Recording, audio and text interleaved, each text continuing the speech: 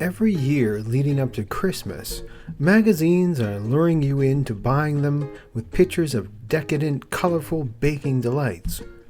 The holidays are filled with this dessert. Covered in rich royal icing, sprinkles, or just plain, this sweet treat is found on every Christmas table. Round or cut into intricate shapes, this portable morsel is the basis for hundreds of variations. Its rich history starts in the Middle East and travels the world over to settle in the United States. We're exploring the history and origins of the sugar cookie.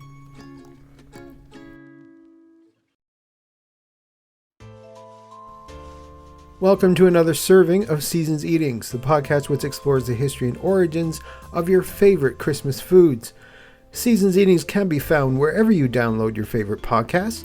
Seasons Eatings is also found on Facebook, Instagram, and Twitter. And if you love the show, then I humbly ask you to share this podcast with someone you think would love to hear more about the history of Christmas and the foods which shape the holiday we love so much. And if you want to give me suggestions for future episodes, just email me at seasonseatingspodcast@gmail.com. All the links can be found on the show notes at seasonseatingspodcast.com.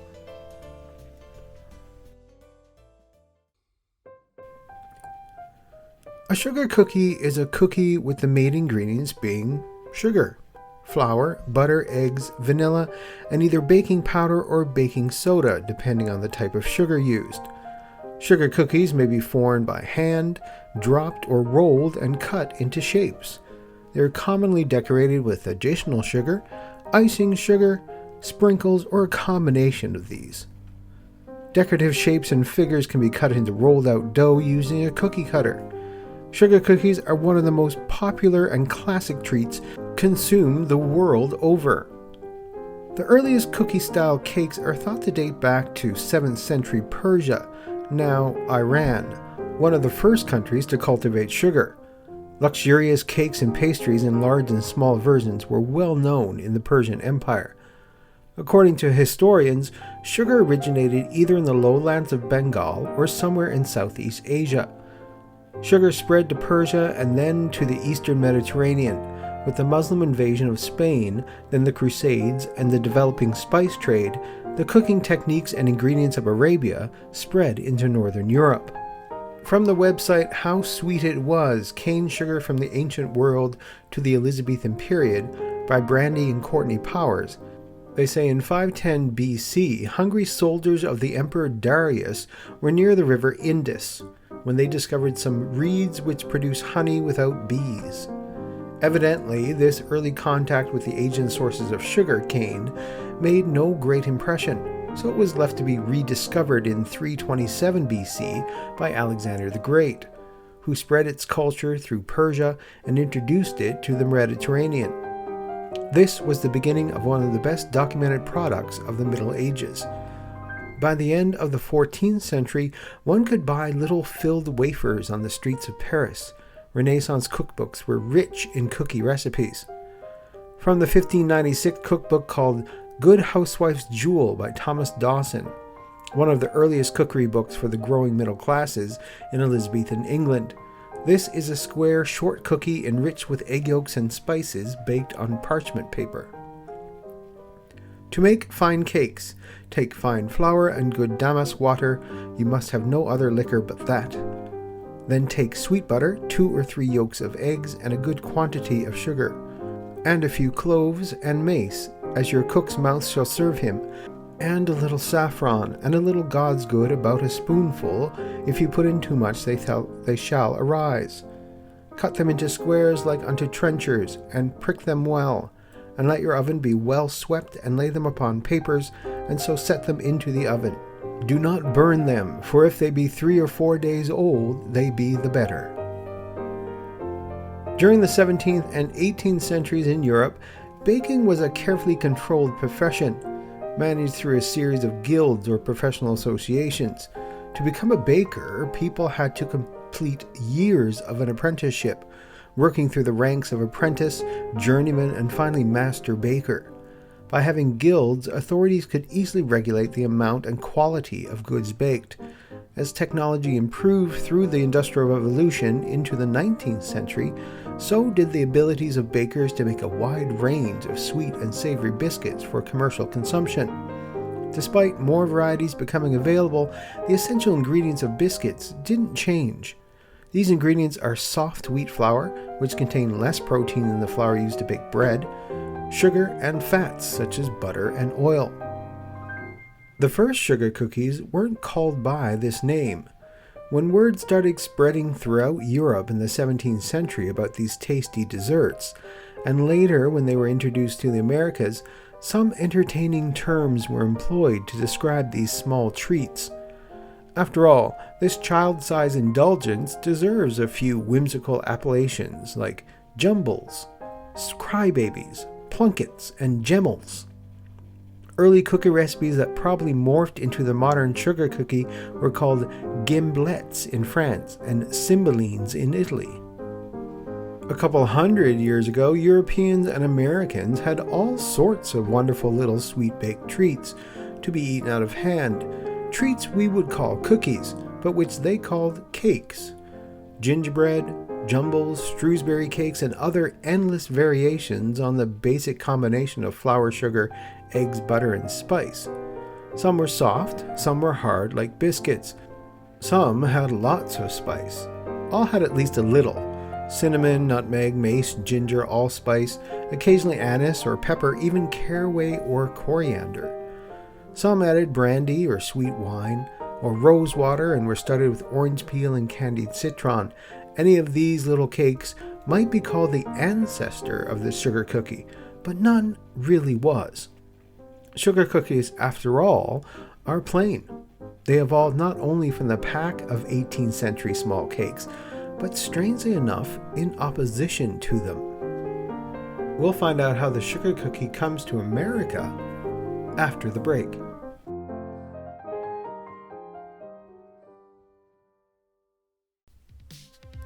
Were you the kid who would sit as close to the TV as possible on Friday night to enjoy the likes of Steve Urkel, Corey Matthews, and DJ Tanner? Do you love Halloween, Thanksgiving, and Christmas? Then I've got the podcast for you.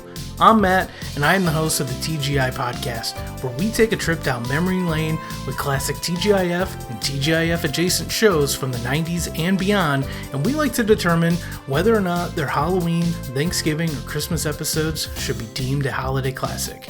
If they pass the test, they get a "You got it, dude!" And if they fail, they're saddled with a "No way, Jose." So if you like all the holidays and some other random dates in between, be sure to give us a listen.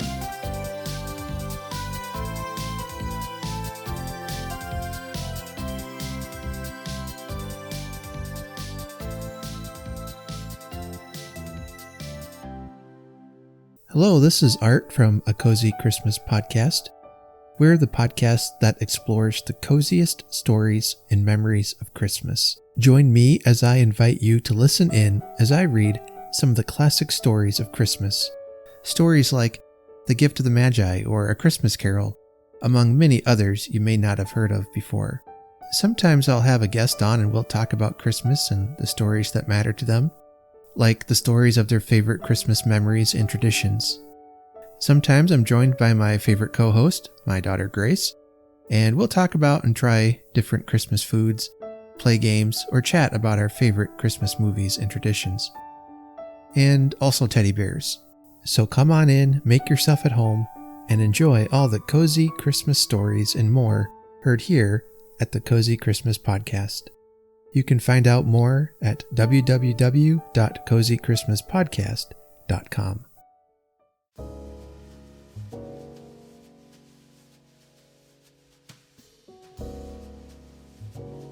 The likeliest ancestor of the sugar cookie was actually the creation of Dutch settlers in New York, a little thing they called a kjokje, which simply meant a small cake. They weren't terribly unlike most English cakes, but the New York Dutch made use of an important innovation. They used chemical leavening.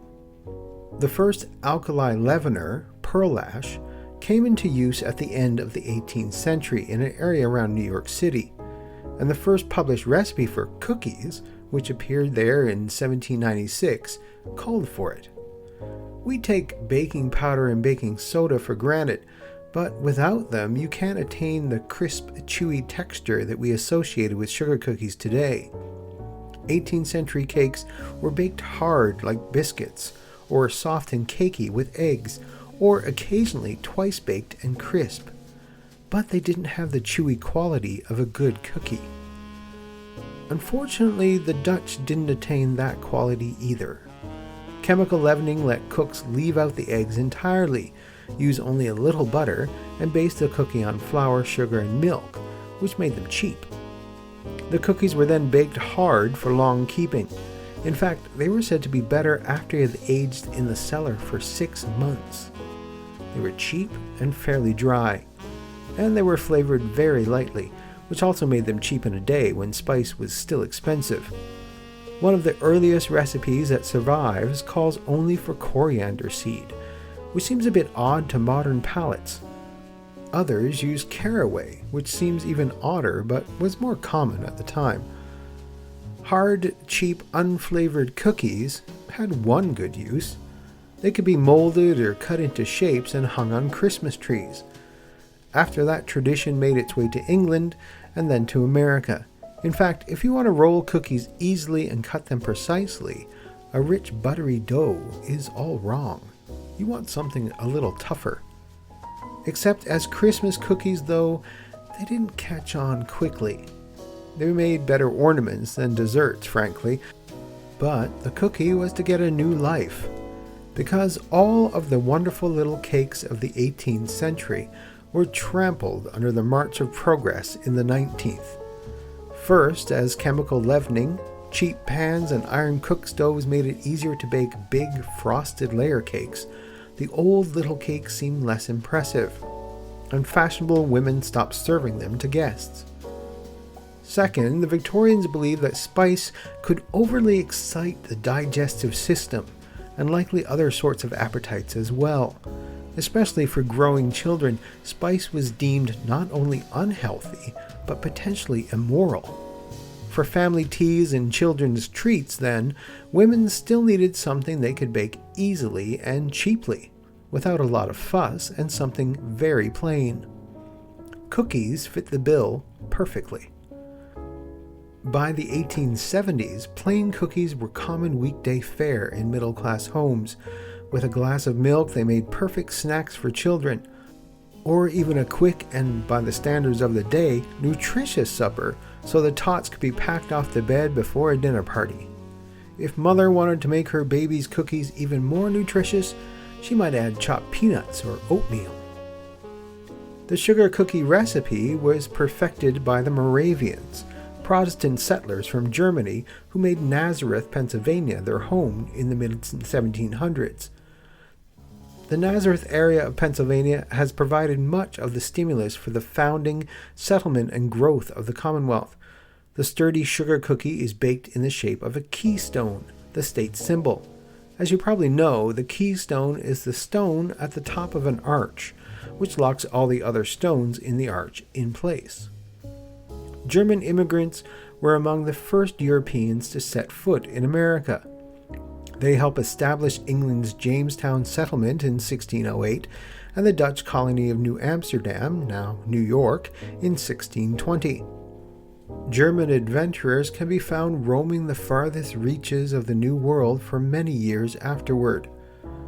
It was religious tolerance, though, that first brought large numbers of Germans to North America.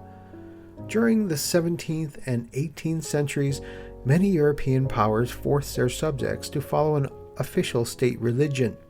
Therefore, when William Penn toured Germany in 1677, spreading the word of a new kind of religious freedom in the American colonies, he found a receptive audience. Many Germans, especially Protestants, were persuaded to join him in his colony of Pennsylvania. Members of smaller sects, who were often persecuted in Europe, were especially eager to escape harassment, and German Mennonites, Quakers, and Amish emigrated in substantial numbers. Germantown, Pennsylvania, now part of Philadelphia, was established by 13 Mennonite families in 1683, and thousands of their fellow freethinkers and religious dissenters soon followed suit. Drawn by the prospect of inexpensive land, German immigrants quickly moved to settle on the fringes of the new colonies. Soon the river valleys of New York and Ohio were dotted with new German towns. Many of these early communities maintain their German character to this day, especially in the Pennsylvania Dutch region. By the way, the term Pennsylvania Dutch was the result of Anglophone mispronunciation of the German word Deutsch, which means German. Eventually, published recipes for the sugar cookie began to appear in the 1800s.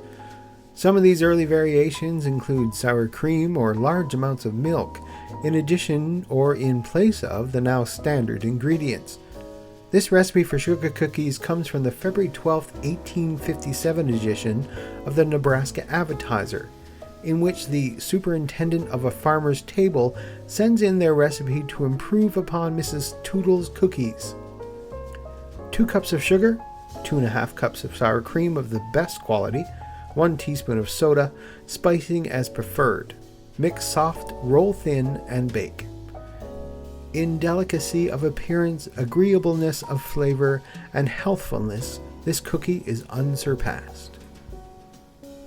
On November 1st in 1885, the Boston Globe published a recipe for sugar cookies that omitted liquid dairy ingredients, included baking powder, and had a ratio of 1 cup of sugar to 1/2 cup of butter. The other ingredients listed were 2 well-beaten eggs, a little salt, and flour with lemon and nutmeg. As noted, the lack of any flavoring was common, possibly a hint of nutmeg, which could be easily grated, or a squeeze of lemon, but that was all. Even when vanilla extract became widely available in the 1880s, cooks rarely added it to the cookies, which seemed to have been plain by definition and by design. The name sugar cookies seems to have caught on at the end of the 19th century, possibly to distinguish them from the newfangled things like peanut cookies and oatmeal cookies. The name recalled sugar cakes, which had traditionally been those without any spice. They were sweet and vaguely pleasant, nothing more, made as they had always been, with milk, baking powder, and usually a minimum amount of baking powder. It was industry and the rise of processed food that prompted the addition of vanilla. Almost as soon as vanilla extract became a pantry staple, artificial vanilla flavor hit the market. Vanilla had been prized for centuries, and nearly everyone loved it, and now the fake stuff was cheap. Industrial bakers started adding it to practically everything. First, vanilla wafers sold in barrels, then boxed cookies of all kinds. By the 1920s, it was becoming ubiquitous, and so a flavoring that only decades before had been terribly expensive and difficult to use became plain vanilla. In the original 1930 Joy of Cooking, Irma Rombauer flavored her plain cookies with vanilla extract. Rombauer's cookies look finally like our sugar cookies, but Rombauer called for only 2 tablespoons of butter and a single egg to 3 cups of flour, which still meant to be cheap and sweet, nothing more. Cookies were becoming more acceptable adult food, though, for several reasons. The marketing campaigns of companies like Nabisco, the more relaxed culture after 1920, and a revival of interest into actually enjoying food, and the probably decline of baking skills, cookies are easier to bake than layer cakes. By the 1950s, grown-up interest would improve cookies. Let's face it, if parents had to eat all the crap they fed their kids to shut them up, they'd chuck half of it into the trash. Betty Crocker's 1948 picture cookie book at least treated a rolled sugar cookie as something you might actually want to eat, by adding more fat than milk. Unfortunately, by the 1950s, industrial vegetable shortening had become the fad of choice in cookie baking. You can get away with vegetable shortening in a cookie with flavor, but if you're using cheap or artificial vanilla extract, butter is the only flavor most sugar cookies have. And when Betty Crocker made her sugar cookies with butter, she called them, yes, butter cookies. Not sugar cookies any longer, and decorated them with almond halves to make it clear how fancy they were. Not until the 1880s did butter really start to make its comeback, which means that, oddly enough, if you really want a really good recipe for the allegedly old-fashioned traditional sugar cookie, you're better off just finding one published in the last 20 to 30 years. Unless you're going to decorate it, and then of course probably nobody cares what it tastes like. What about that artificially colored sugar anyway? It's called sanding sugar. But sanding sugar was originally what nasty grocers did to save money by literally putting sand in the sugar barrel. By 1910, that old custom had fallen by the wayside thanks to sealed packages and companies eager to preserve the integrity of their brands. New industrial techniques in the 1930s allowed manufacturers to create coarse, evenly textured crystals for decorating purposes, a process described in trade journals on food engineering. Why that was called sanding sugar, I don't know, except that everyone had happily forgotten to use the earlier use of the term. By 1940, its use in decorating seems to have been common, and cookbooks and magazines displayed vivid photographs of cookies lavishly decorated with colored sugar. In the late 1950s, Pillsbury began selling pre-mixed refrigerated sugar cookie dough in the U.S. grocery stores as a type of icebox cookie. More recently, House Bill 1892 was introduced on September 5, 2001, to designate and adopt the Nazareth sugar cookie as the official cookie of the Commonwealth of Pennsylvania. A delegate of 9 people from the city of Nazareth traveled to Harrisburg to deliver 350 cookies to the desk legislators, the governor, and the lieutenant governor. So the next time you're out shopping for your next holiday meal and you pass that magazine rack filled with pictures upon pictures of sugar cookies, you can thank our German immigrants.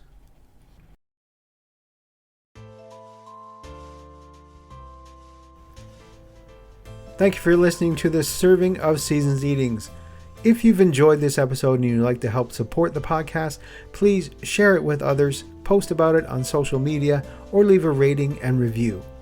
To catch all the latest from me, you can follow me on Instagram, Twitter, and of course, seasonseatingpodcast.com. I'm your host, Glenn Warren, and thanks again for listening to this serving of Seasons Eatings.